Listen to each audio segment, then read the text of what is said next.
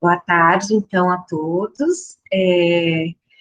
Bem-vindos, né, à nossa disciplina de análise dialógica do discurso. Eu mandei para vocês no Classroom um material inicial. Eu tentei, para não ficar tão pesado, colocar links para vocês, porque assim vocês podem abrir de onde quiserem. Então, eu mandei os textos fundadores do Círculo de Bakhtin. Hoje a gente vai falar um pouco sobre isso, né? Mandei o cronograma e o plano de ensino e de ação da disciplina.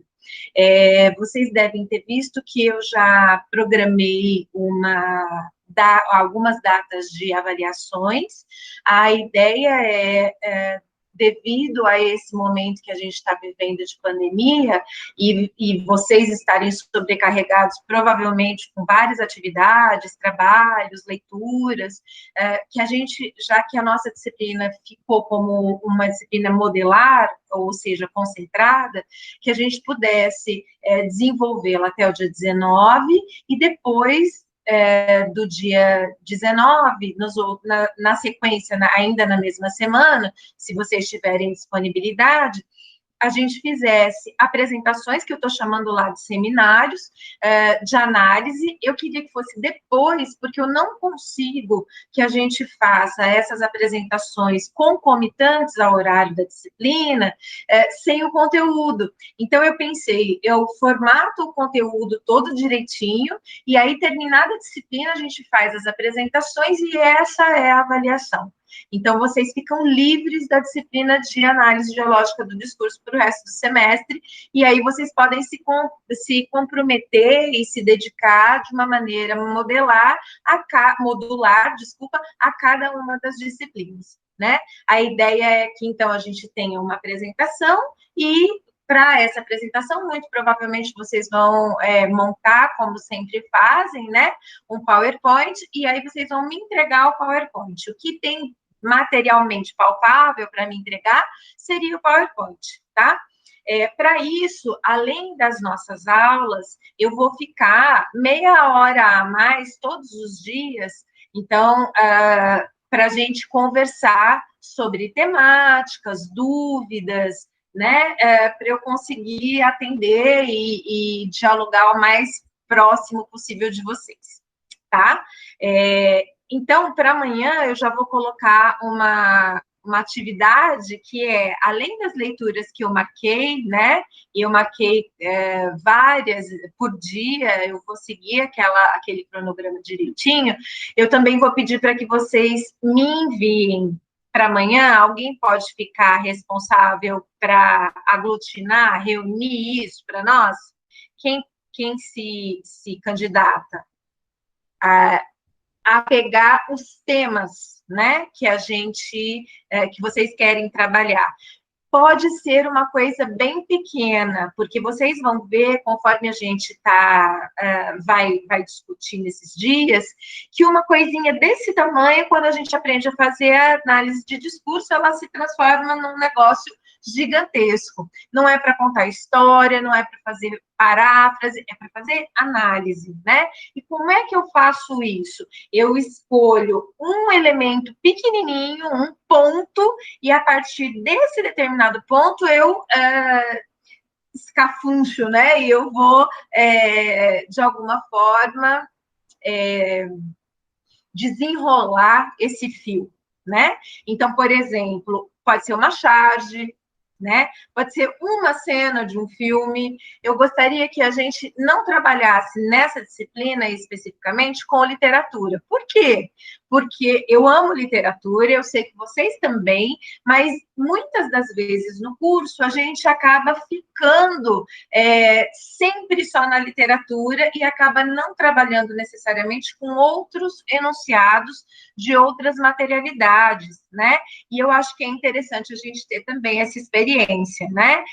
Capa de revista, enfim, o que vocês quiserem. Aí eu queria que amanhã, então, vocês me mandassem numa relação, né, o nome e o que vai trabalhar. Vocês devem ter visto no cronograma que eu separei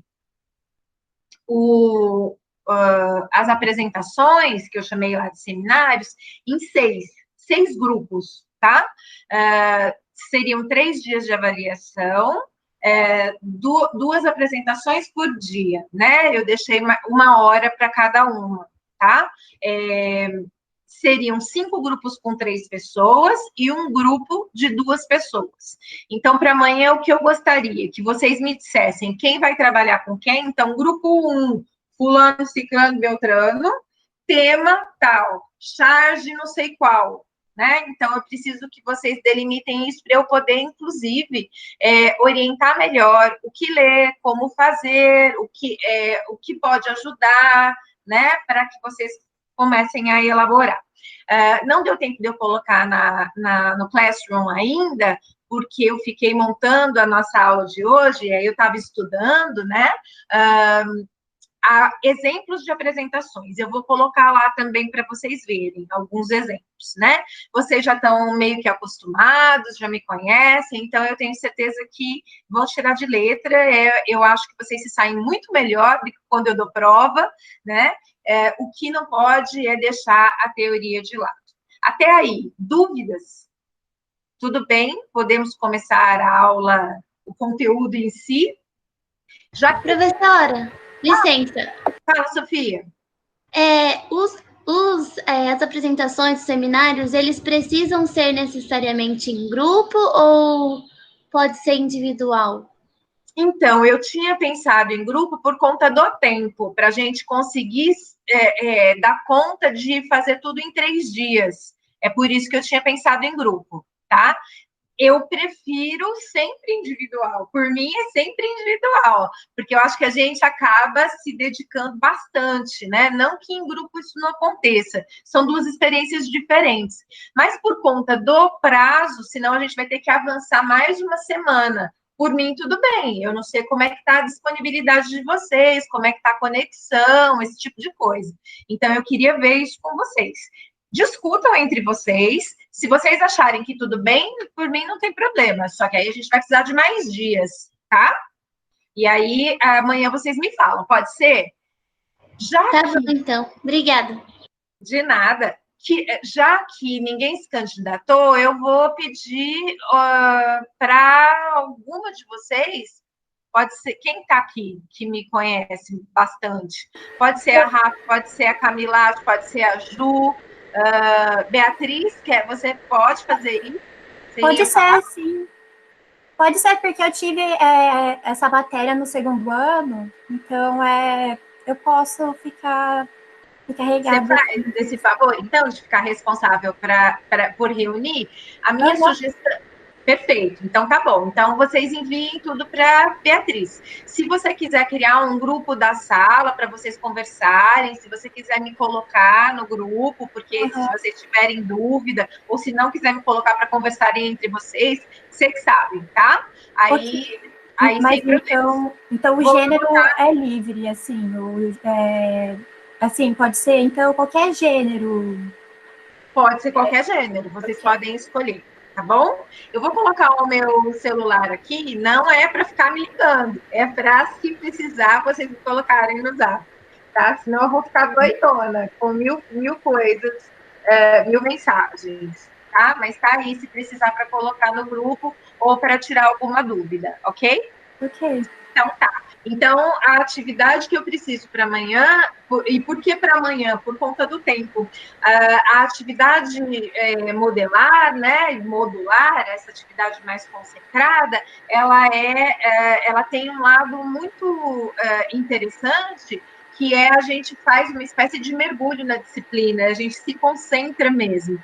Por outro lado, a gente acaba tendo menos tempo para as leituras e para a preparação do material. Então, eu vou pedir essas desculpas para vocês por estar pedindo para amanhã, mas eu acho que dá para a gente conseguir fazer isso juntos, né, sem que ninguém fique desesperado e sofra à toa. Tudo bem? Tá? Sofia está dando sugestão, perguntando se precisa passar o número por aqui. Quem vai criar é a Beatriz, né, Beatriz? Você que vai criar, vai ser administradora para gente? Gente, pode passar. Pode passar o número de todo mundo, aí eu crio um grupo no WhatsApp.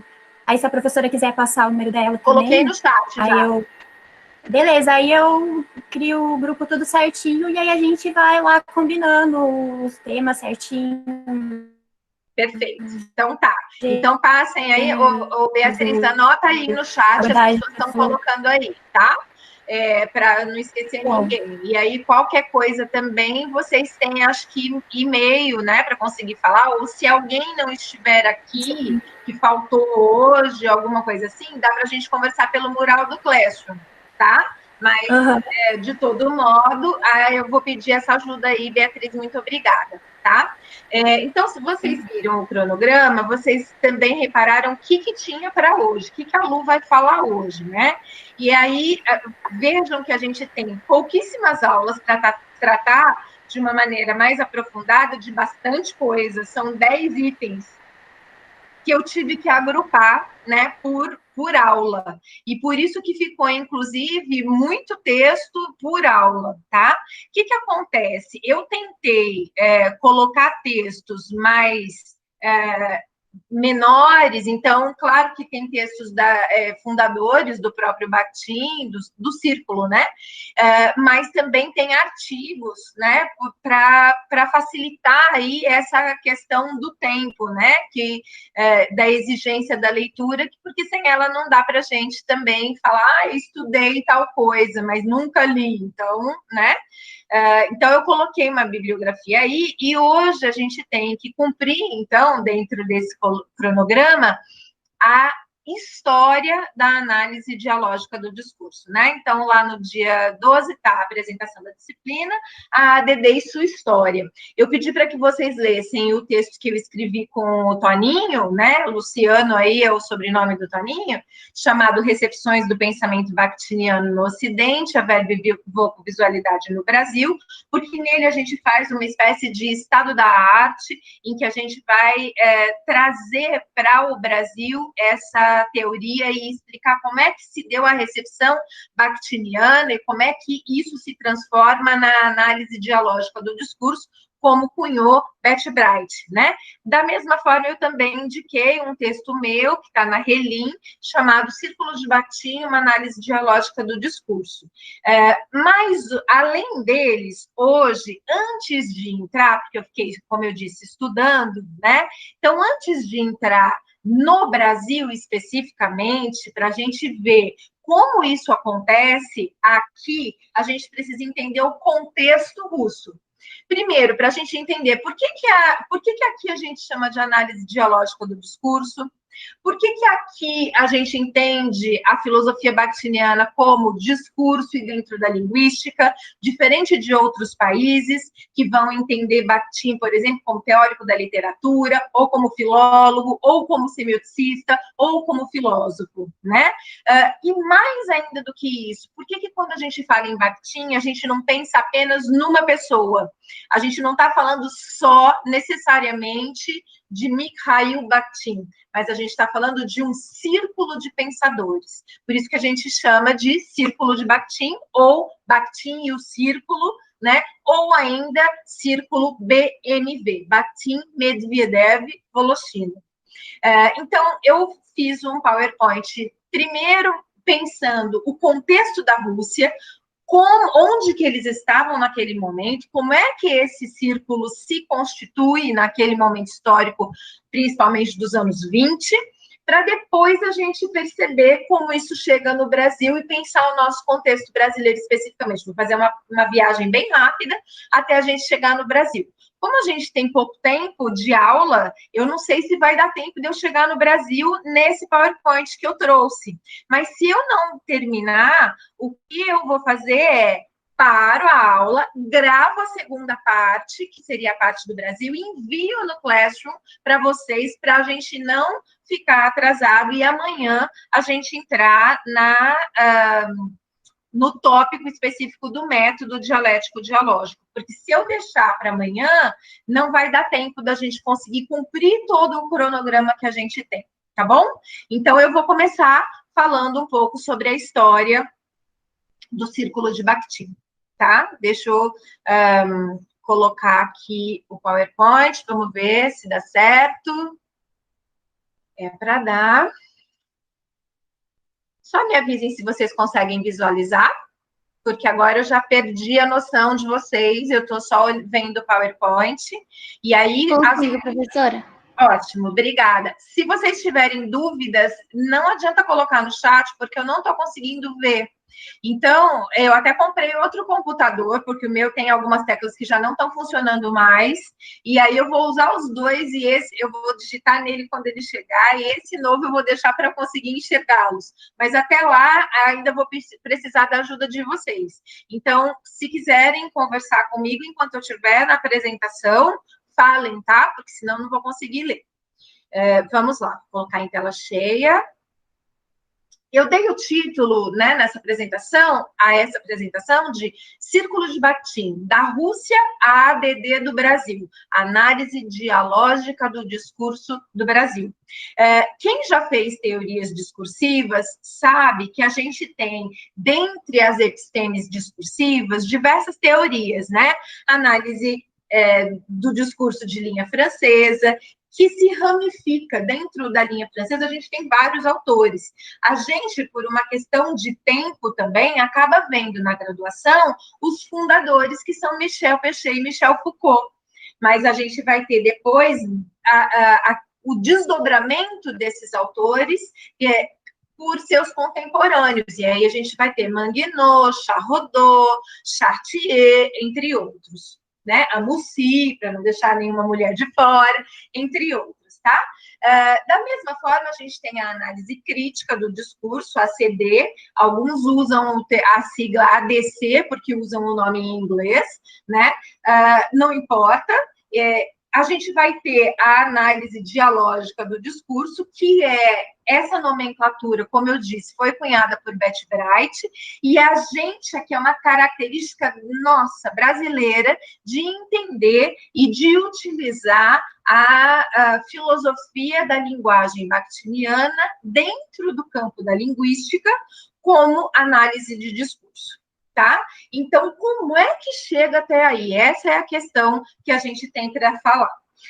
Eu trouxe aí uma citação do Chudovsky, que é um teórico da literatura russo, que escreve entre os anos de 1915 e 1917, e que é uma espécie de precursor especificamente de Medvedev. Ele vai influenciar fortemente Medvedev, principalmente no pensamento de que a arte é social, e especificamente a literatura. Essa é uma bandeira muito forte, defendida pelo Medvedev, que vai ser contra o formalismo russo, né? A gente vai falar um pouquinho sobre isso. E da onde ele tira isso? Ele não acorda e diz, hoje, nossa, eureka, né? Tive uma luz e vou falar sobre... Não, ele tem toda uma história de um círculo, olha o nome que eu estou usando, né? De um círculo de pensadores, de vários círculos de pensadores que vão se juntar para dialogar, para debater, para colocar no centro determinadas preocupações.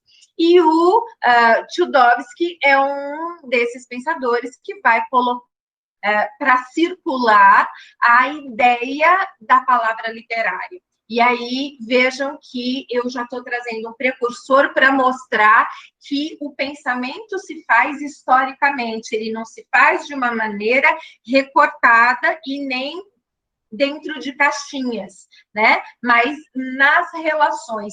E quando eu falo isso, eu já estou dizendo o que é que a gente entende como análise dialógica do discurso. É o diálogo, e o diálogo é entendido como interação, e essa interação não necessariamente é concordância, pode ser também discordância, por isso que a gente costuma dizer que diálogo para Bakhtin é embate de vozes sociais. Não interessa quem ganha, não é disputa, não é competição, mas é colocar em jogo, colocar em movimento pontos de vistas diferentes. Pontos de vistas valorativos, portanto, ideológicos, já que a gente sabe que a linguagem não é neutra e que não existe neutralidade, né? Então, o Chudovsky, ele diz assim, num texto dele há discordância se ele é de 1915 ou 1917, por isso eu pus as duas datas. Ele diz assim: a palavra de jeito nenhum está no dicionário. A palavra não é o estado do dicionário, a palavra não é estática, é isso que ele está dizendo. Ele não está falando mal do dicionário, ou da lexicologia, ou da lexicografia, não é isso. O que ele está dizendo é que ele entende a palavra como algo em movimento, em funcionamento, em comunicação, em interação pelo homem, na sociedade, em uso social. Né? Então, a palavra de jeito nenhum está no dicionário. A palavra não é determinada por um conjunto de impressão tipográfica, né? Tipos de letras, né? Mas pela unidade do conceito na consciência.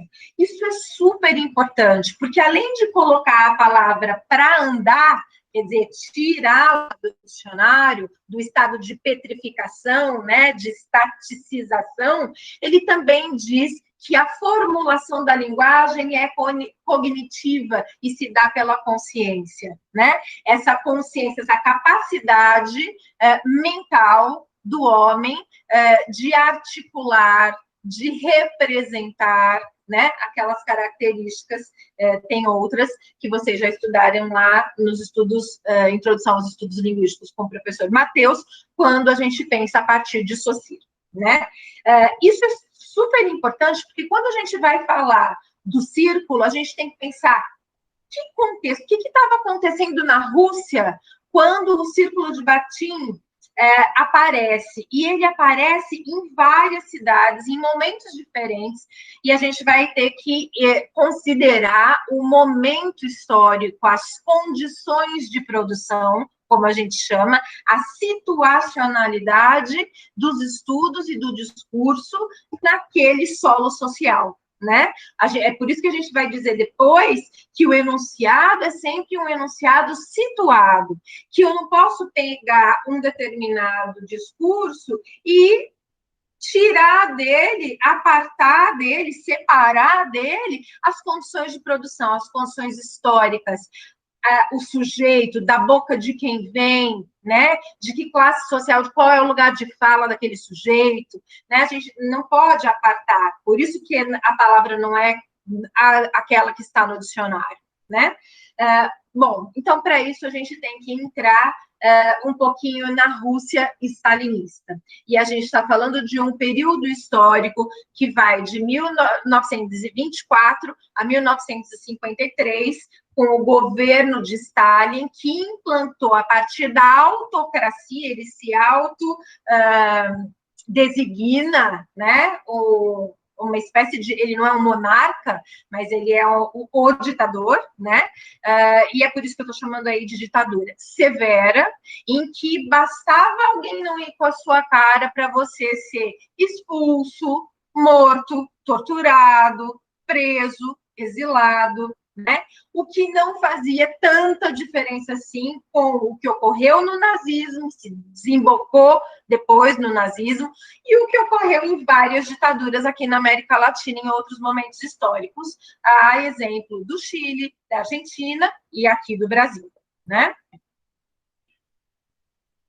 É interessante a gente pensar que antes de 24, a Rússia vivia um momento czarista. Então, a Rússia czarista ela era monárquica e ela tinha os seus czares, que eram, como numa monarquia, aqueles sujeitos hereditariamente colocados como liderança. E era o Nicolau II que se encontrava naquele momento antes, né, de governo.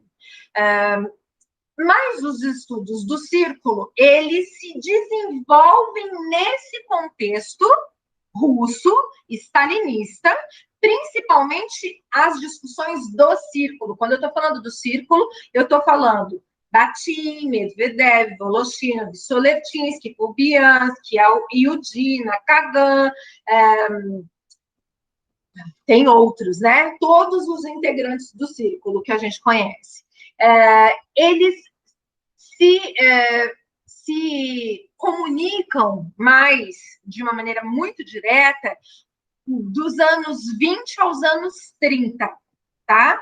Depois, por conta das condições sociais e políticas daquela sociedade, eles acabam se espalhando, uns desaparecem, uns mudam de cidades. Vocês vão ver que eles vão circular na Rússia em diversas cidades, por diversas cidades, vão se mudar muitas vezes, né? Alguns são presos, alguns morrem, né? E aí, depois, naquilo que a gente chama de fase madura, especificamente de Bakhtin, autor, não o círculo, mas com ressonância do círculo nos seus escritos, é porque os outros já morreram. Então, por que o círculo fica sendo conhecido como Círculo de Bakhtin? De certa forma, é porque Bakhtin viveu mais que os outros, né? Ele é o último a morrer, ele morreu em 75, e aí ele acaba sendo uma espécie de ícone, ou de líder, ou o nome dele acaba, de alguma forma, se sobressaindo. Não significa que os outros são menores, não significa que a gente tenha a importância, né, de uma pessoa, porque o que interessa é que, para escrever algo, para produzir determinado pensamento, eles conversavam entre si, e existem vários esboços hoje nos arquivos, que a gente já conhece, que estão abertos, nem todos estão traduzidos para o português, por exemplo, tem muitos que ainda estão só em russo, outros já têm traduções em outras línguas, mas a gente percebe que existem várias ideias que estão em outros textos que acabam aparecendo, por exemplo, nos textos de Bakhtin dos anos 60, dos anos 70, né? Então, a ideia é uma ideia coletiva, é o pensamento coletivo, é a inteligência coletiva, e nesse sentido é que a gente vai falar do grupo. Cada um deles tem a sua marca peculiar, o seu estilo, a sua preocupação central, o seu lugar de fala, etc. No entanto, não apaga a preocupação individual do autoral, não apaga o coletivo, e o coletivo não apaga o individual. Há uma interação entre essas duas instâncias. E a gente precisa entender isso, para a gente entender que quando a gente estiver falando do pensamento bakhtiniano, quando a gente estiver falando dos estudos bakhtinianos, a gente está falando desse movimento todo, tá? Bom, no entanto, apesar desse movimento ter acontecido nos anos stalinistas, os textos do círculo só ficaram conhecidos depois da derrocada de Stalin, né? Então, as descobertas e as pesquisas mais aprofundadas dos manuscritos do círculo foram feitas pós-stalinismo. Por exemplo, para vocês terem ideia, tem vários textos os arquivos de Medvedev foram bombardeados, foram massacrados. Então, tem várias coisas que se perderam, como tem vários textos do próprio Bakhtin que se perderam, né? Então, foi uma descoberta desse pensamento, de certa forma, fragmentada, e que, primeiro, porque era proibido, porque o governo destruía, porque não podia ter cópia, porque não podia ler, né? E depois, porque não tinha uma reunião organizada desses textos, né? E aí, só depois, lá nos anos 70, quando os arquivos foram, de fato, descobertos, e aí, depois ainda, é que a gente vai ter as separações das autorias, os estudos desses arquivos, né? Para se pensar a importância da produtividade desse pensamento circular, dialógico, do que a gente chama de Círculo de Bakhtin. Tem dois textos importantes para quem está começando, que são um de Clark Hawkins, chamado Mikhail Bakhtin, e o outro, de Emerson, chamado Os 100 Primeiros Anos de Mikhail Bakhtin. São dois textos fundadores para a gente entender um pouco essa história, esse contexto. O que eu vou achar aonde? Por que tal coisa está em tal lugar e em tal lugar, em tal livro e em tal livro? Por que as coisas não estão separadinhas em capítulos para facilitar a vida da gente? Né? Então, são dois textos importantes. Eu deixo aí no chat a hora que eu terminar a apresentação, que agora eu não consigo escrever. Tá? Professora, os slides pararam, não estão mais... não mudei mesmo, ainda estou só nisso. Tá? Obrigada.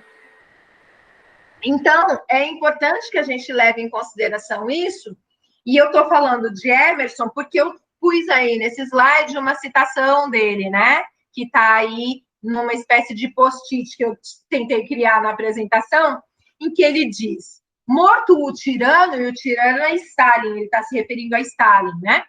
Morto o tirano, cedo ou tarde, os registros são abertos. E essas vidas desses sujeitos, esses pensamentos, essas teorias, né? Têm seus claros preenchidos. Por vergonhoso que seja. Oi? Eu acho que o compartilhamento não tá pra gente. Não, tá aparecendo. Pode aparecer o slide para nós. Não tá aparecendo o slide? Não. Vou tirar, então, e a gente vê o que está acontecendo.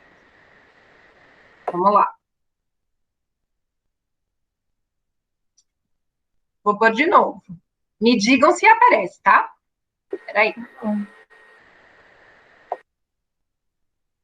Vocês estão conseguindo ver? Não. Agora tá. Apareceu? Apareceu. Sim? Então, vou pôr em tela cheia. Vamos ver. Obrigada. É que eu acho que se você aperta o ESC, para de apresentar. Pronto? Sim, perfeito. Dá para ver? Todo mundo consegue? Então, o que eu estava falando é a citação que está aqui nesse... Vocês conseguem ver meu mouse se mexendo?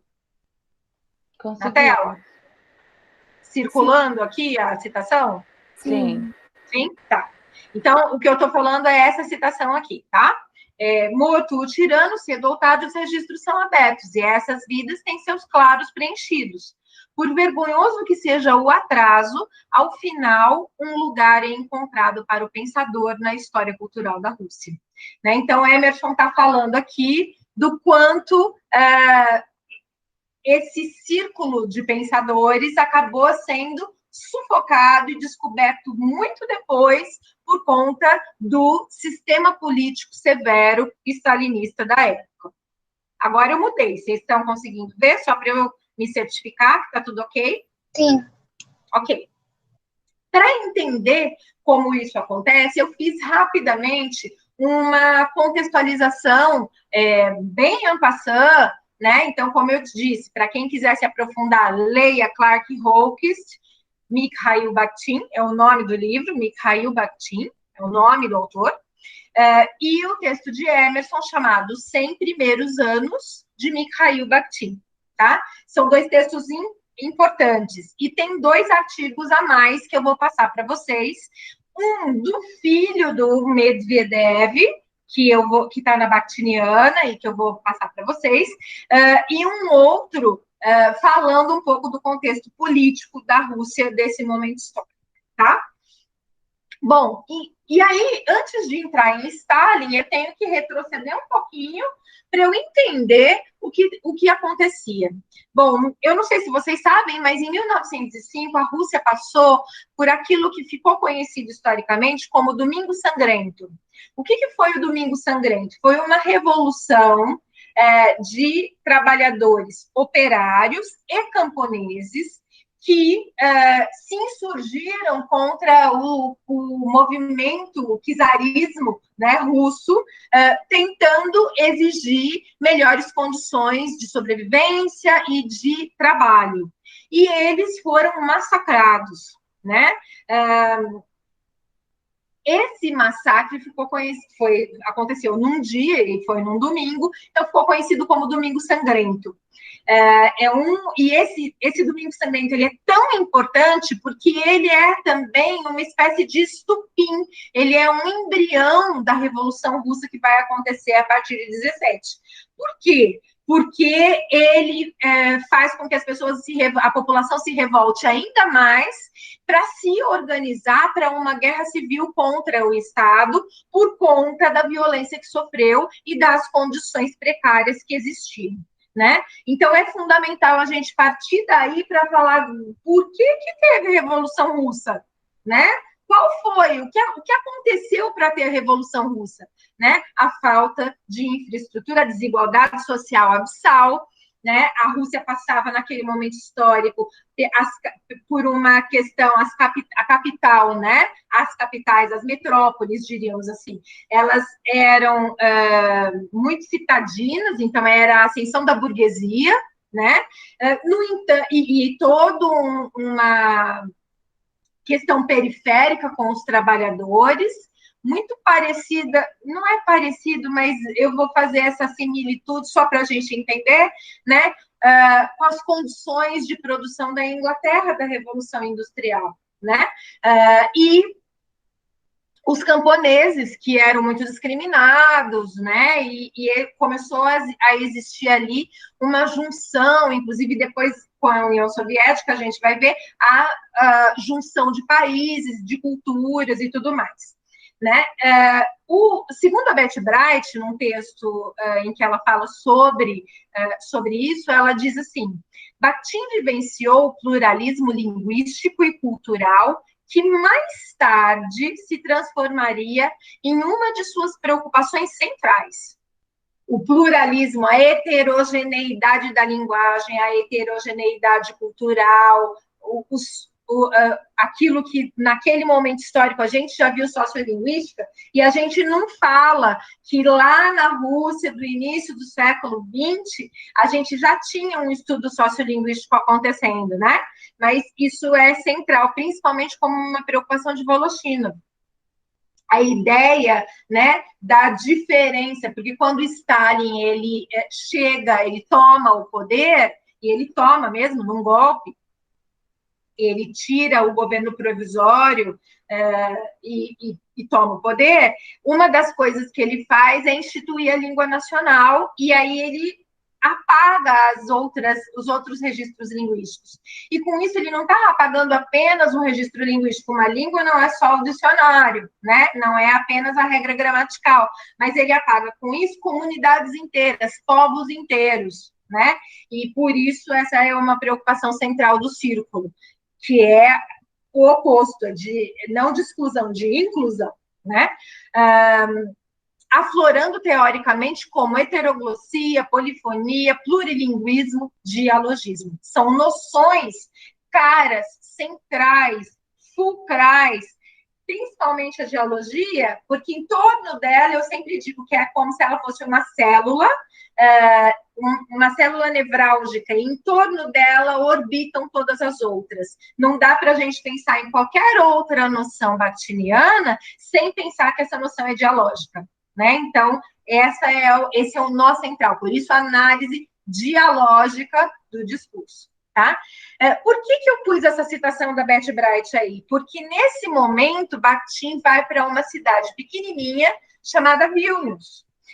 E nesse lugar, ele vai pensar, ele vai atuar, e é uma das cidades que, por estar longe da capital, ela tem muitos refugiados, e tem muitas pessoas de países, né, de origens diferentes, e que conseguem conviver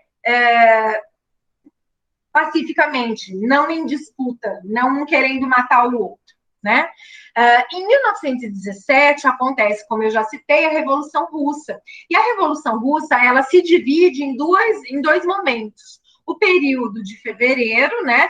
A Revolução Russa de fevereiro, qual é a importância? O que acontece em fevereiro de 17? A queda do czar Nicolau II. Então, é a queda do czarismo, essa é a importância. tá? E aí, os bolcheviques, eles vão tomar o poder com um governo provisório que tinha como interesse uma política mais, aspas, liberal, esse termo é contemporâneo, não é da época, né? E que queria a menor desigualdade, um pensamento mais livre, etc. Mas veja que ele fica pouco tempo no poder, esse governo transitório, né? Ele fica de fevereiro até outubro. Por quê? Porque em outubro acontece o segundo momento da Revolução Russa, em que o Partido Bolchevique, especificamente liderado por Lenin, vai tomar o poder e vai instaurar o que se chama de socialismo soviético na Rússia, né? E depois Stalin, que era amigo de Lenin, o trai e toma o poder, e aí ele instaura a autocracia, que eu estou chamando de ditadura, e aí a gente vai ter os anos mais severos na Rússia, do ponto de vista da fome, da desigualdade social, das proibições de tudo, da falta de cultura, da falta de livros, da falta de editora, da falta de tudo, né? Como um fechamento para um controle, né? É interessante, eu estava estudando para a aula e eu fiquei pensando que talvez o que as pessoas, quando a gente ouve hoje, né, algumas pessoas falando do medo de um comunismo, entre aspas, né, a ideia que elas tenham talvez seja essa, do stalinismo, por exemplo, né, entre outros governos, que se diziam, então, nesse caso específico, sim, não é o caso do Hitler, mas nesse caso do Stalin, sim, ele aparentemente, num primeiro momento, se dizia de esquerda e depois, né, tomado o poder, a sua prática é completamente autoritária e completamente ditatorial. E aí, talvez as pessoas que tenham tanto medo do comunismo e do socialismo tenham essa ideia, né? E é uma ignorância. Ignorância, não estou xingando ninguém. Ignorância no sentido de desconhecimento, como diz a palavra do dicionário agora, né? Ignorar é não conhecer, é desconhecer, não conhecer historicamente o que é o socialismo, o que é o comunismo, né? Não é a base. Stalin não é um cara que quer dividir a riqueza e patrocinar e propiciar, né, igualdade, respeito, heterogeneidade, etc. Não, ele usa isso para tomar o poder e, uma vez no poder, o que interessa é a família dele. E aí, família não necessariamente de sangue, mas os seus amigos, os seus contatos, aqueles que pensam igual a ele. Os que pensam diferente morrem. Né? E isso é um pouco a característica de qualquer regime absolutista, totalitário, autoritário, né? Inclusive esse que a gente vive no Brasil hoje. Bom, entre 20 e 24, então, tivemos a Revolução Russa em 17, de 20 a 24, o Bakhtin, ele vive em duas cidades, Nievel, tá faltando um i aí, desculpa, Nievel e Vitebsk, né? Que são cidades com maior diversidade e pacifismo. Elas são importantes porque em Nievel foi o primeiro lugar em que o círculo começou, então se constituiu, tinham muitas pessoas que se juntavam ali para estudar, debater suas ideias num lugar, num país em que isso não era possível, ali eles conseguiram fazer isso, numa cidade pequena, distante da capital, e depois em Vitebsk, porque foi em Vitebsk que também a gente pode ter o que a gente chama de um segundo momento do círculo de Bakhtin, com outros integrantes, e vários desses que moravam em Nievel vão para Vitebsk, e ali se funda uma universidade proletária, né? É Medvedev quem faz isso, eu vou falar disso já já, mas é interessante porque essas duas cidades são muito importantes. Depois, Leningrado, que é antigo Petrogrado, né? A cidade muda de nome. Tá? Nesses anos de 20 a 24, acontecem os seminários kantianos, ou o que a gente chama de primeiro círculo de Batim, que é o círculo de Nivelle, né? Nesse momento, o Batim fortemente se dizia e estudava, se voltava para a filosofia. Nesse momento, ele estuda Kant e Hegel, especificamente a Crítica à Razão Pura, que é o livro de cabeceira do Kant, e ele faz isso para pensar filosoficamente a linguagem, né? Ele não faz isso sozinho, né? Então, enquanto ele está pensando do ponto de vista da filosofia, o Medvedev está pensando do ponto de vista da estética, de uma estética da criação literária, e o Voloshinov está pensando a música nesse momento histórico. Mais do que isso, Medvedev e Voloshinov, antes de 20, já em de 15, 17, já estavam fazendo esse movimento. Então, veja, é um movimento que não tem uma data específica. Eu estou marcando períodos importantes, né? Mas é um movimento de encontro desses sujeitos, né? Nesse momento, eles vão estudar a Crítica da Razão Pura, do Kant, como uma espécie de texto antagonista ao materialismo histórico de Marx, ao materialismo histórico dialético, tá? E aí eles vão pensar essas duas correntes. Para quê? Porque eles reconhecem a necessidade, essa citaçãozinha que está aqui, ó, a necessidade de trabalhar com as classes menos favorecidas, disseminando os seus conhecimentos culturais para amenizar as fendas entre a massa e os ditosos, entre os polos, as extremidades da pirâmide social. Nos anos seguintes, né, 25 para frente, é que aparece a segunda base do círculo, ou um segundo momento do círculo de Bakhtin, em Vitebsk. Então, veja que são duas cidades importantes, dois momentos importantes, né? Em Nieville, como é uma cidade menor, o Bakhtin acaba tendo menos contato com livros, por exemplo, e com menos intelectuais. Em Vitebsk, que era uma cidade onde que era um pouco mais próxima de Moscou, e muitos intelectuais, refugiados, iam para lá, ele acaba tendo contato com um grupo de intelectuais muito maior, editoras que acabam se instalando lá, mas ele ainda não publica, né, nesse momento, mas é o lugar onde ele mais se alimenta, né, para poder desenvolver o seu pensamento, que depois vai ser publicado nas obras maduras, né? Como o problema da obra de Dostoiévski, o problema da poética de Dostoiévski, a estética da criação verbal, gêneros do discurso, cultura popular na Idade Média e no Renascimento, entre outros. Em 29, ele vai para Leningrado. Só que ele também, nesse mesmo ano, ele é preso.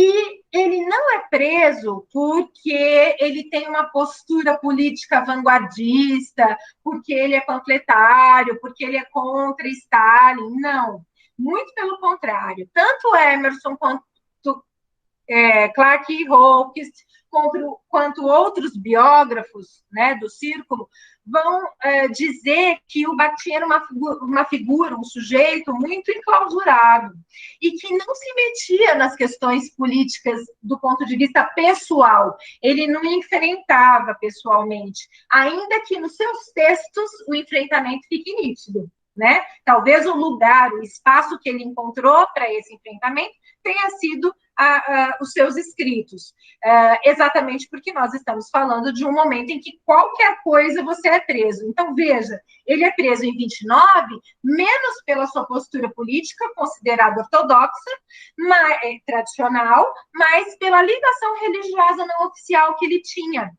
Ele fazia parte de uma religião conhecida como ressurreição na Rússia. E ele tentava juntar o cristianismo com o marxismo, e isso era, assim, demoníaco para aquele momento histórico e para aquelas pessoas. E ele foi preso por isso, né? Por ser um religioso, olha que maluco, né? E aí ele fica preso até 30, aliás, até 36 ele fica preso, e aí ele vai para o exílio. Ele é solto porque ele fica doente, então, por conta da sua doença, ele é solto, e ele vai para Kustanai, no Cazaquistão, que é perto da Rússia, mas não é, né, a Rússia. Nesse mesmo ano de 36, acontece o que a gente chama de o Grande Expurgo de Stalin. São os anos de 36 até 41, são os anos de ferro. A gente chamaria aqui no Brasil, na época da nossa ditadura, os anos de ferro da ditadura militar. São os anos de ferro de Stalin, são os anos de expurgo. O que é isso, Lu? São os anos em que ele manda matar mesmo. Manda embora do país, vai para fora, é a morte, é não sei o quê. São os anos de maior violência, de maior repressão que a Rússia vive, né? Nesse momento, o Bakhtin está fora, até 36, né? De 30 a 36. Em 37, ainda no Grande Expurgo, ele vai para Saransk, na Mordóvia, e ele vê outros intelectuais, ele recebe um convite, justamente eu não lembro se é de Voloshinov ou do Medvedev, tem que olhar, é muito nome, e ele vai trabalhar numa escola, dar aula em Saransk, e ele vê outros colegas intelectuais, professores, passando pelo Grande Expurgo, e ele mesmo diz numa entrevista, tem um livro dele que chama Entrevista de Mikhail Bakhtin a Duvakin, né? Duvakin é um jornalista que tem várias entrevistas dele, do Medvedev e tal, e ele diz para o Duvakin que ele passou por apenas um grande arranhão, não foi um grande expurgo, porque ele sentiu na pele uma espécie de perseguição, mas que não chegou ao exílio ou à morte, como outras pessoas, né? Em 38, e aí, por viver esse momento de perseguição lá em Saransk, ele logo muda, né? Ele volta para Vitebsk, e aí, de 38 a 41, começa a ter uma diminuição desse período do Grande Expurgo, até que chega ao seu final em 41. Mas olha que maluco, tá terminando o expurgo, você fala, eu posso respirar, parece a Covid, né? Tá terminando, tá melhorando a primeira fase, chega a segunda, né? Então, tá melhorando o expurgo, começa a Segunda Guerra Mundial, em 39, e a Rússia entra nessa guerra em 41. No ano que termina o expurgo, começa a guerra. Então, olha que contexto é esse, né? De guerra, de fome, de morte, de sofrimento, de exceção da exceção. E esse sofrimento, ele é importante, a gente vai entender por que já, porque a gente vai entender como é que a resistência aparece nesse momento. E ele diz, né, que Clark e Hawkins escrevem, né, parte dos arquivos se encontravam num prédio e foram atingidos por ataques em bombardeios da Segunda Guerra Mundial. E todo o original ficou arruinado. Então, teve partes que foram perdidas, teve partes que o Bakhtin fumou, teve partes que conseguiram ser restituídas, tivemos documentos inteiros que foram perdidos. Bom, e aí a gente aparece, acabei de citar, né? Aparece uma resistência resiliente, né? Eu chamei desse jeito, não é assim que é chamado, né?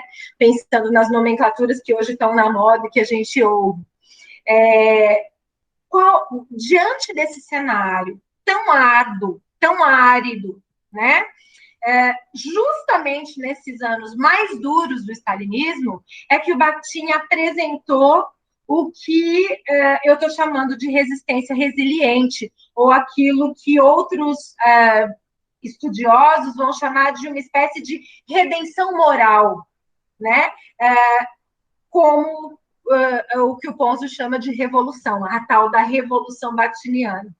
Por quê? Porque é justamente na oposição entre exceção, desigualdade, discriminação, repressão, etc., etc., etc., morte, violência, ódio, que ele tem a ousadia de dizer que o que importa, que o que faz a gente conseguir dar a volta por cima é o amor. Então ele vai falar da amorosidade estética, ele vai falar da carnavalização, e para isso ele vai falar da cultura popular e do riso, né? E vai falar, então, dessa autonomia participativa que é a coletividade, é pensar o social na sua base da pirâmide, na infraestrutura, né? Emerson coloca assim sobre isso. Em parte, foi a audácia de postular. Qual é essa resistência, né, que eu estou chamando assim? Em parte, foi a audácia de postular, desde o interior de sua época corrupta e sangrenta, conceitos tão assombrosos como amor estético. Naquele momento, eu fico imaginando o que as pessoas que viviam aqueles anos pensavam quando ouviam alguém dizer amor estético. Tem mote para tudo que é lado. Eu estou vendo destroços, eu só vejo sangue, eu só tenho dor, eu estou passando fome, eu não tenho livro, eu não tenho dinheiro, eu estou na miséria. Como é que você vem falar de amor estético? Poderia ser até mal visto de alguma forma, mas olha o legado que isso deixa, né? É como a gente pensar a flor diante da arma, ou a vacina diante das armas, se a gente quiser pensar no Bolsonaro, né? Porque só aqui no Brasil que vacina mata e a arma salva. Então, é um pouco essa inversão de valores que tem a ver exatamente com a ideologia. Então, quais conceitos? De amor estético, autonomia participatória, o riso como libertação do terror. Aqui no Brasil a gente faz muito isso. É cada dia 50 mil memes, porque cada dia a gente tem tantos absurdos, né? Que a gente acaba rindo da própria desgraça, é um pouco isso. Né? A morte pessoal como dádiva de integridade ao outro. Olha que é lindo e, ao mesmo tempo, olha que profundo que é isso, que complexo, né? A morte pessoal, eu dou a minha vida como pessoa como dádiva da integridade do outro, e aí a alteridade aparece como centro no lugar da identidade, né? Eu sou presa e aí eu sou torturada e eu tenho que delatar os meus companheiros e eu tenho que optar se eu delato eu sou solta ou se eu não delato eu morro de tanto ser torturada. É a morte pessoal mesmo, fisicamente. Né? É tão doido quando a gente pensa, por exemplo, a delação premiada, né? O cara ainda, ele é aspas, dedo duro e ele é premiado por isso, né? Enquanto que num momento de extrema violência de regimes como o stalinismo, como as ditaduras que a gente conhece no mundo, como o nazismo, como regimes e mentalidades fascistas, a gente vê da não aceitação, né? E aí a gente vê esses sujeitos que apontam o dedo para o outro, acusam o outro, nunca é com eles. Justamente nesses momentos a gente tem o oposto. A minha vida não vale nada, eu não vou entre morrer e dedar o meu companheiro, eu morro, né? Em parte foi certamente sobreviver à prisão, ao exílio e à reintegração durante o período stalinista, sem se comprometer nem colocar em perigo outras pessoas. sem buscar desesperadamente um posto profissional mais alto ou um prêmio Lenin e sem ceder às vaidades da condição de vítima. Eu acho que a gente tem que... Eu coloquei como post-it várias citações nesse PowerPoint, porque eu ia lendo e eu ia pensando, isso tem que ficar como post-it para mim, para nós, hoje, para os nossos valores. A gente vive um momento completamente oposto. Talvez o pulo do gato, talvez a nossa resistência também tenha que passar por isso, por essa ideia, né? A gente vê hoje em dia, o que interessa é o meu, sei lá, aconteceu, sei lá, vacina não vai dar para todo mundo. Mas eu sou o primeiro da fila a tomar, ou eu vou furar a fila para tomar, ou eu não quero tomar porque vem da... Não importa, o que seja, né? Mas é o meu, é o eu, né? Sempre em primeiro plano. E essa postura é uma das concepções filosóficas, existenciais do Círculo de Bakhtin, que coloca no centro do diálogo o outro, e o outro como aquilo que dá sentido à existência, ao homem, à vida, a mim, a própria identidade do sujeito, a cultura, a história. A pessoa em si, fisicamente, ela vai morrer, mas o seu legado não. Todos esses caras morreram, mas os seus escritos foram descobertos depois da morte, muitas das vezes, né? Mas até então eu estou falando do Bakhtin. E os demais membros do Círculo? Tem tantos outros, eu trouxe duas citações de dois deles, que são os três mais conhecidos, né? Até a Bénédicte Vautier, que foi minha supervisora de pós-doutorado na França, ela tem uma designação, tem um texto dela que está no Bakhtin Classificável, volume 1, Teoria Inclassificável, organizado por mim e pela Greniça, tem um texto dela em que ela fala sobre a autoria do círculo, e ela vai falar do tornar-se autor, e ela vai chamar o círculo de círculo BMV. Por quê? Ela não está apagando com isso os outros integrantes do círculo, mas ela está dizendo que esses três nomes, de alguma forma, representam, né, tornaram-se autores, né, do círculo, não como pessoas, mas pelas propostas dos seus textos e das publicações que tiveram, né? O próprio filho do Medvedev, o Yuri, que é teórico da literatura e trabalha na Universidade Russa hoje, é vivo, tem textos dele, um dos que eu vou mandar para vocês é exatamente dele, que saiu na Bakhtiniana, traduzido para o português. Ele mesmo vai usar essa mesma denominação, né? Círculo BMV. E por que ele vai falar disso? Porque ele vai dizer que houve um momento em que esses três autores, esses três pensadores, eles ficaram muito juntos. Não que eles não tivessem relação com outros e diálogo com outras tantas pessoas tão importantes. E ele cita Pumbiansky, Solertinsky, Kagan, entre outros. No entanto, esses três acabaram ficando mais conhecidos, porque, inclusive, nos textos deles, há recorrências e peculiaridades também autorais nas suas produções.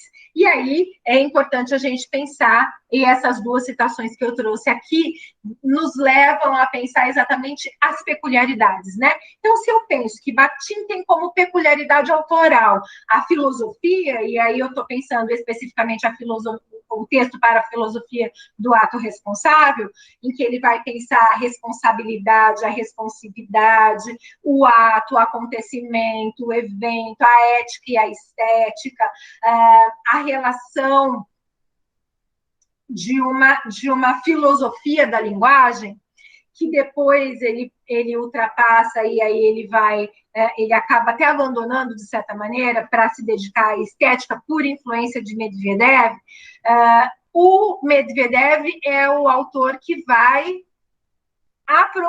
se aprofundar na criação estética, e especificamente literária, mas não só literária, porque ele era do teatro também, e ele participou de um grupo extremamente importante, um grupo itinerante de teatro popular, e que teve toda uma influência no pensamento dele, né? E ele vai se colocar como alguém que vai pensar uma estética da criação verbal contrária, em oposição ao formalismo. É por isso que no livro que a gente conhece aqui no Brasil, que é o Método Formal nos Estudos Literários, a gente vai ter esse embate forte aí, né? Então, o Medvedev tem essa peculiaridade, né? Por isso, essa citação. No limite da criação de palavra e a criação de vida se fundem e se dissolvem uma na outra. Por quê? Porque, para Medvedev, o texto literário, o acabamento estético, é uma composição de reflexo e refração da vida. E aí não dá para eu apartar, para eu separar, para eu colocar a literatura em estado de dicionário. Né? Daí, lembra da primeira citação do slide, né? Que vai falar, essa aqui, que vai falar que a palavra não é de jeito nenhum estado do dicionário, né? Está aparecendo aqui quando a gente pensa o pensamento de Medvedev. E Voloshinov vai pensar a questão do espelho, do reflexo e da refração. Voloshinov, de todos os três, é o mais engajado, é o mais marxista, é o que vai falar do materialismo histórico dialético, é o que vai propor a poética sociológica, junto com Medvedev e Bakhtin, claro, e é o cara que vai pensar o espelho, as forças centrípetas e centrífugas. Ele tem um tom mais sociológico. Então, Voloshinov, né, nessa tríade aí, né, BMV, Voloshinov, traz uma herança sociológica forte para a discussão da linguagem, Medvedev traz a questão da estética e Bakhtin traz a filosofia.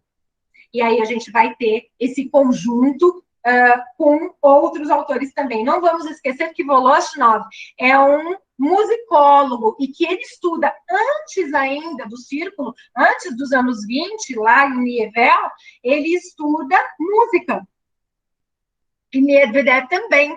O texto que hoje a gente tem, começa a ser traduzido para várias línguas, a gente tem, que foi traduzido em 19 pela Sheila e pela Ekaterina, né, sobre Beethoven e sobre a música de concerto, teve a sua primeira publicação em 19, depois em 27 foi revisto. Né? Então, ele já está pensando, estou falando disso porque, veja, um está no teatro e na literatura, o outro está pensando a música, mas também a literatura. Então, veja que a gente tem as várias artes, e aí isso vai desembocar no que hoje eu tenho chamado de verbo e vocovisualidade da linguagem, mas que já está lá, né? Está lá como concepção de linguagem do círculo. O que interessa para nós é pensar que esses sujeitos todos, eles vão pensar uma concepção de linguagem que tem como foco o que a gente chama de o coletivo pensante. E esse termo está entre aspas porque é do Medvedev filho, do Yuri, tá? Ele e a Daria, né, Medvedev aí, vão dizer: em junho de 1919, Medvedev convidou para lecionar na Universidade Popular Proletária, organizada por ele, pelo Medvedev, os professores de filosofia Gruzenberg e Pumpiansky, da Universidade de Petrogrado, Gruzenberg, e de Nievel, Pumpiansky, respectivamente, que logo se mudaram para Vitebsk, onde era a Universidade Popular Proletária. No outono de 19, Kagan passou a lecionar na universidade também. E no outono de 1920, Bakhtin também se mudou para Vitebsk. Olha o círculo sendo montado numa segunda base, em Vitebsk, né? Pouco depois, Voloshinov foi convidado para o subdepartamento de artes, dirigido por Medvedev, onde já trabalhava Solatinsky, que também é do círculo e também é musicólogo. Então, olha só como é que esse círculo vai se juntando, né? Como é que esses pensadores vão se juntando. O círculo chamado BMV pela Vautier Começa, então, em 1920, em Niéville, e tem como 3 grandes nomes, né, além de Bakhtin, Medvedev e Voloshinov, Kagan, Pompiansky e Solertinsky. Só que isso apareceu só em pouquinho tempo, porque já em 1920, no mesmo ano, esses 3 mudam para Vitebsk. E é nesse momento, dos anos 20 a 22, que Bakhtin, Medvedev e Voloshinov estreitam ligações e produzem muito juntos, estudam muito juntos. Ainda que não publicassem nesse momento, eles têm esboços, eles estão ali maturando as ideias. E é por isso o termo Círculo BMB. De 17 em 22, no segundo círculo que aconteceu em Vitebsk, entram, né, para o círculo Vagnov, Kliwever e Tubiansky, entre outros. Tá?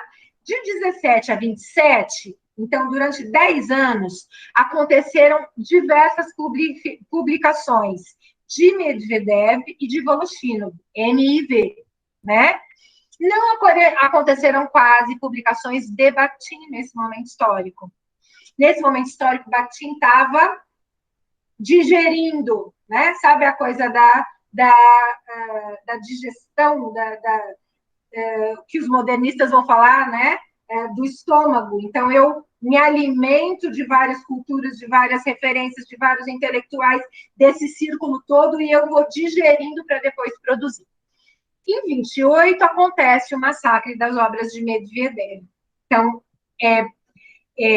se perdem os escritos de Medvedev, muitos, acabam sobrando poucos, né? E, ao mesmo tempo, Stalin proíbe a metodologia criada pelo Medvedev de uma escola. Qual é essa escola? A escola do Círculo de Bakhtin. Qual é essa metodologia? A dialética dialógica, a poética dialógica, né? A sociológica, a poética sociológica, que está lá no ensaio de Palavra na Vida e Palavra na Poesia. Eu gosto mais da tradução, ainda gosto mais da tradução do Faraco, que é Discurso na Vida e Discurso na Arte, tá? Em que diz Medvedev, a escola. Qual é essa metodologia? A escola de poética sociológica, que não é apenas uma escola de um pensamento apenas, ou só, como se fosse só, né? Mas é uma escola de fato, que tenta materialmente se instaurar num Instituto de História Comparada das Literaturas e Línguas do Ocidente e do Oriente, nessa universidade proletária, operária de Vitebsk, que acabou sendo fechada pelo momento histórico, pelas condições políticas stalinistas. Olha que grave que um governo ditatorial, autoritário, totalitário, absolutista, tudo de ruim, né, faz. Inibe, coíbe o pensamento. Porque quanto mais a gente pensa, mais perigoso é, porque menos eles nos enganam, né? Então, a gente acaba com a educação, com a ciência, com a pesquisa, né? Um pouco o que está acontecendo hoje, claro que configurado de outra maneira, porque estamos num outro contexto, né? Em 29, aparecem os estudos sobre gêneros, super importantes, e que a gente fala tanto quando a gente pensa, principalmente na educação, né? Isso vai para os nossos documentos aqui no Brasil, né? Os estudos sobre gêneros, que vão aparecer depois como uma espécie de súmula, né, no texto, no ensaio, Gêneros do Discurso, escrito por Bakhtin, já estavam sendo esboçados por Medvedev e Voloshinov antes, né?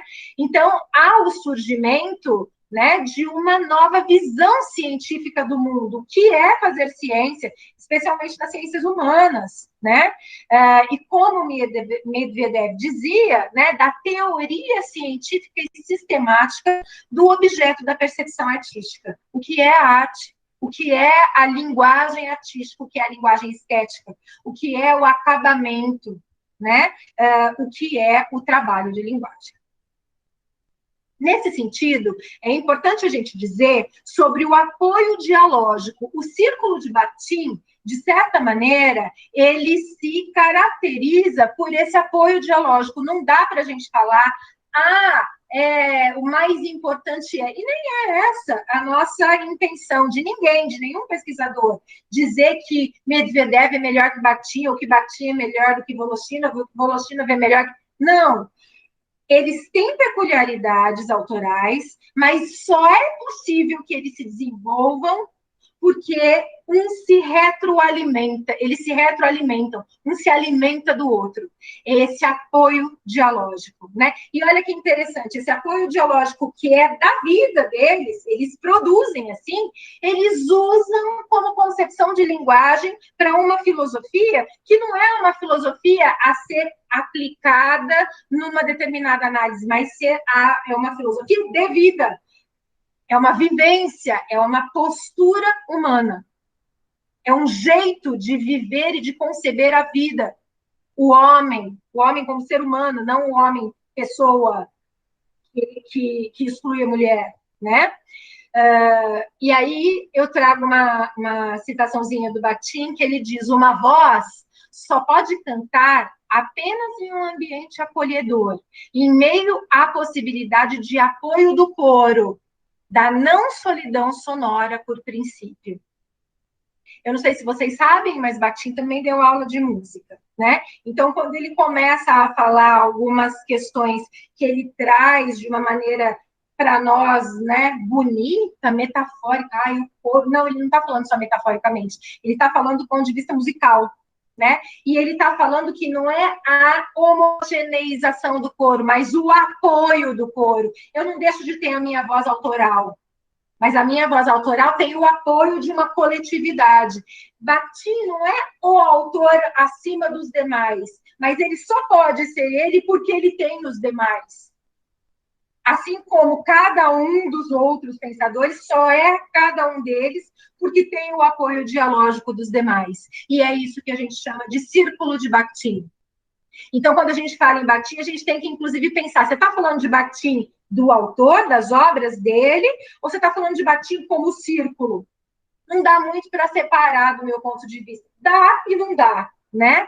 Mas para a gente entender isso, é importante a gente entender que o círculo de Bakhtin, o que a gente chama hoje aqui no Brasil de análise dialógica do discurso, é um fenômeno cultural, nasce dessa maneira na Rússia.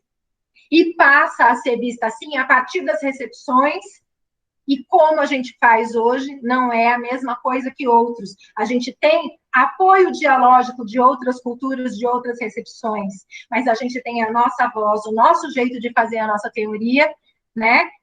Como cunhou Beth Bright, a nossa análise dialógica do discurso. E desse ponto de vista, o Bakhtin também vai dizer, eu não posso existir sem o outro. Eu não posso me tornar eu mesmo sem o outro. Eu devo me encontrar no outro. Ao encontrar o outro em mim. Em uma relação e percepção mútua. É muito lindo isso, e ao mesmo tempo é bárbaro da gente, tá bárbaro em todos os sentidos. Bárbaro de fantástico e bárbaro no sentido da barbárie. Porque, veja, quando a gente tem, por exemplo, uma pessoa que pensa totalmente diferente da gente, e a gente discute com essa pessoa, por exemplo, essa pessoa revela algo dela em nós. E nem sempre a gente admite. E quando a gente fala da consciência, é porque a gente pensa a tomada de consciência como aquilo que o Marx chama de o ato de sair da alienação, né? E aí sim é que a gente vai poder pensar esse círculo como salientou Pônzio, né? Como uma comunidade informal de intelectuais que se comunicava ativamente. Um círculo de intelectuais russos com personalidades criativas que não apenas tentavam sobreviver e trabalhar em condições de pressão e repressão rígidas, realizando a experiência do pensamento científico, mas também as possibilidades de uma abordagem sociológica da consciência e da linguagem, marcada pelo materialismo histórico dialético. É isso, em suma, que é o Círculo de Bakhtin, e é isso que a gente vai estudar nessa disciplina, tá? Para fechar, a gente tem Bakhtin pensando nas peculiaridades, né? Bakhtin, a primeira filosofia, Medvedev, a poética sociológica, e Voloshinov, a sociolinguística, que vai pensar os socioletos, a heteroglossia, a heterogeneidade da linguagem, o pluralismo, e essas características de cada um são elos de uma única cadeia intelectual, de uma única concepção, de um único jeito de ver a vida, a linguagem, o mundo e o ser humano. E essa é a concepção de linguagem do Círculo BMV. Se definir o coletivo pensante como uma comunidade de pessoas que trocam mutuamente ideias ou mantêm uma interação intelectual, ele se transformará, aos nossos olhos, em uma unidade de desenvolvimento, de uma área de pensamento, de um nível de conhecimento e de cultura. Essa área do pensamento, no caso do Brasil, é a linguística, e dentro dela a análise de discurso, mas com a sua peculiaridade, a análise dialógica do discurso, a análise que leva em consideração o embate de vozes sociais, o diálogo, a relação, a interação entre eu e o outro, sem apagar as vozes e sem dizer quem é que ganha e quem é que não ganha, mas como esse movimento é feito pela linguagem para se entender a sociedade.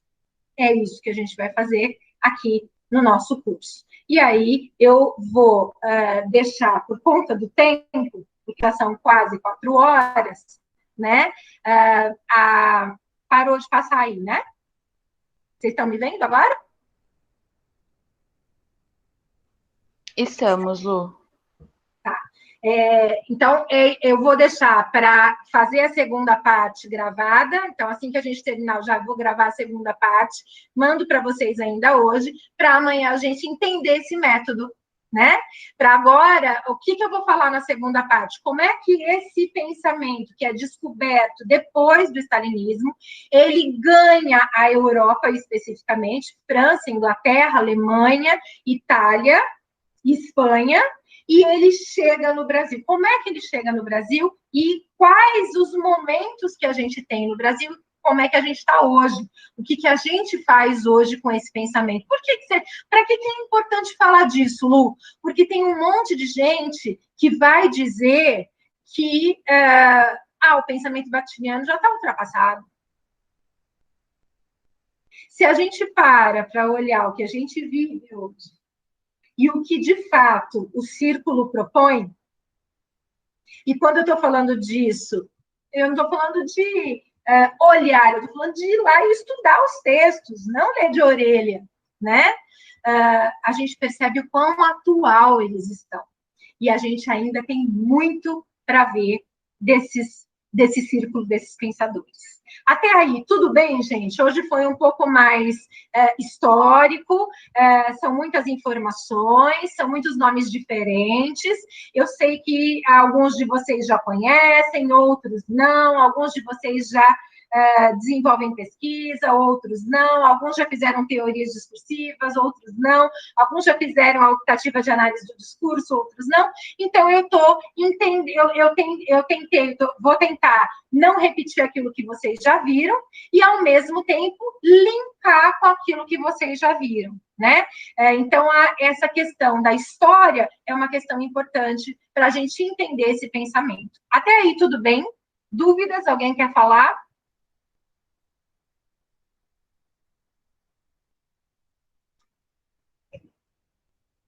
Falem comigo.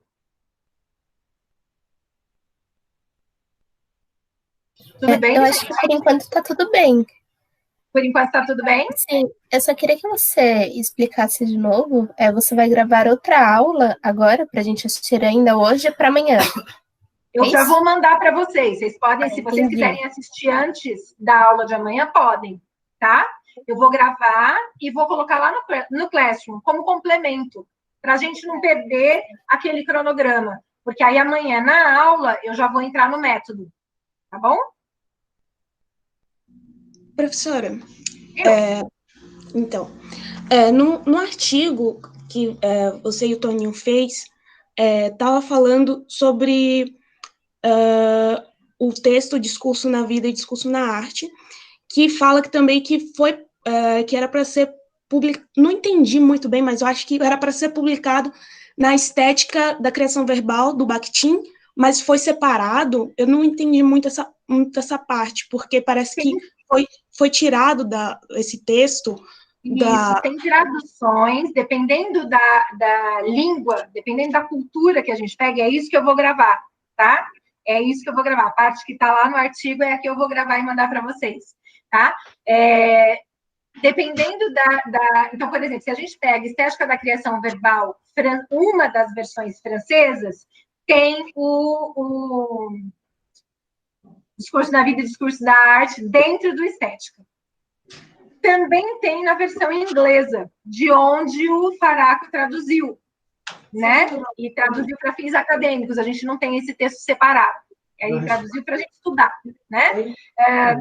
Mas aqui no Brasil, como no texto russo e numa outra tradução francesa, ele ficou separado. Então, a gente vai tendo artigos diferentes, porque lembra que eu falei, por conta do bombardeio, do vai e vem entre cidades, das perseguições, ocorrem atribuições de autorias, inclusive, diferentes. Marxismo e Filosofia da Linguagem, até os anos 2000, era atribuído como um livro de Bakhtin, e hoje a gente sabe que é do Voloshinov, né? Então, a gente vai tendo diferenças a partir das descobertas dos arquivos, né, porque eram proibidos, e, de fato, naquele momento histórico, por exemplo, eu estou sendo perseguido, vão me pegar, eu mando pelo correio a minha obra para o meu colega e peço para ele, publica aí, né, e aí ele publica com o nome dele, porque aí as atenções vão para ele e eu consigo fugir enquanto isso, entende? Então, tinha toda uma manobra para eles conseguirem sobreviver. A gente está falando de um período muito duro, né? Então, isso tudo vai aparecer e vai ser esclarecido com a abertura dos arquivos, que se dá bem depois do stalinismo, né? Então, veja, o Círculo de Bakhtin chega nas universidades no Brasil nos anos 80. A gente tem já estudiosos brasileiros nos anos 70, lendo Bakhtin, mas como discussão de grupos de estudos nas universidades, a gente vai ter isso em 80, 90. A gente teve uma Bakhtin Conference aqui no Brasil, organizada pelo Faraco, na UFPR, né? Em 94, se eu não estiver enganada, mas foi nos anos 90. A gente tem um professor de russo que conheceu o Bakhtin, importantíssimo, já falecido, que era professor de russo na USP, né? Esqueci o nome dele agora. Oh, meu Deus, deu um branco. Já eu lembro, né? Então, eu vou mostrar esse movimento para vocês nas recepções. Então, primeiro, o que eu fiz? Falei do contexto. Agora, eu vou gravar as recepções para vocês entenderem. Aí, a gente entra amanhã no método. Entenderam?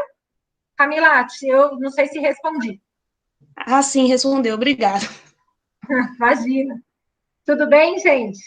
Tem como retomar sobre o que você quer para amanhã? Posso retomar. Eu pedi para que vocês se dividam em grupos, 5 grupos de 3 pessoas, um grupo de 2 pessoas, e digam para a Beatriz quem é de qual grupo e o que vocês vão analisar para os seminários, tá? Eu vou mandar essa aula gravada, vocês vão retomar o que eu falei lá no começo da aula, tá?